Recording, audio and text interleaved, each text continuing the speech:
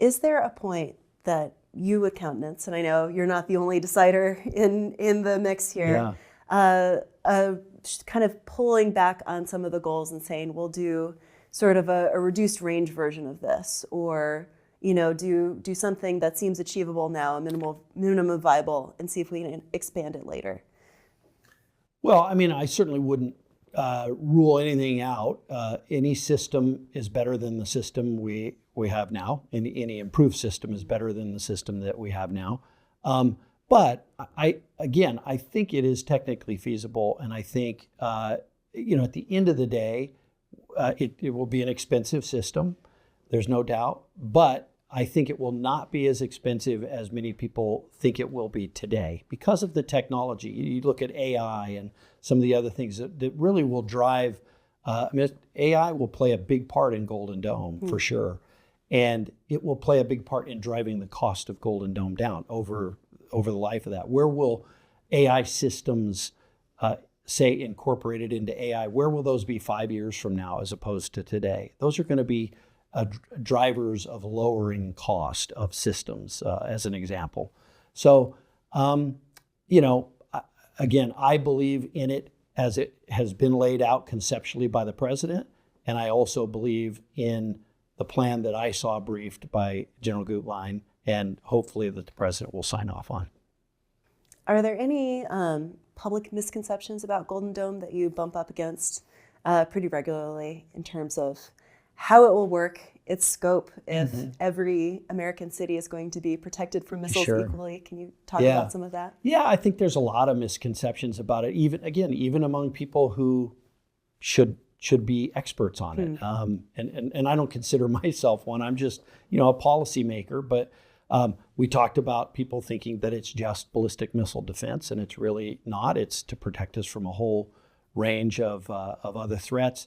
So that's one. The fact that it will have to be a layered approach, right? It's not going to be like one system. I think there's a conception that it would be, just a laser that they fire a laser and it eliminates the threat. Clearly going to have to be more of a layered approach. Some of it would be space-based, some of it would be land-based. I mean, I think there's just a lot of misconceptions out there about what it would be. And what it would protect. And I don't want to get into too much of what the system as it's briefed would protect. But, there are going to be layered approaches that protect different levels of things. But overall, it's going to be the best system that anyone in the world has. And it will far exceed what Israel has right now because it's much more complicated, obviously, to protect a geographic area the size of the continental United States and, Alaska and Hawaii than it is to protect a smaller country like Israel. But there's a lot of misconceptions out there for sure, both amongst the public and I think amongst policymakers as well. And finally, clearly a lot hinges on getting that architecture that you need from the administration, getting that out in the space that you can work with it. But what else are you hoping to accomplish with the caucus through the end of this year? Well, we'd love to obviously start with that architecture and lay it out and do a briefing for the members in the caucus. And we want the caucus, by the way, to be a bipartisan caucus. Right now, we've got a lot of Republicans that are signing up for it. But there's Democrats, and I've talked to several of them, trying to get them on board to joining the caucus and making it a bipartisan issue. This shouldn't be a partisan thing just because President Trump came up with it. It's a good idea. And as I've said many times, good thing that Israel has what they have with Iron Dome right now.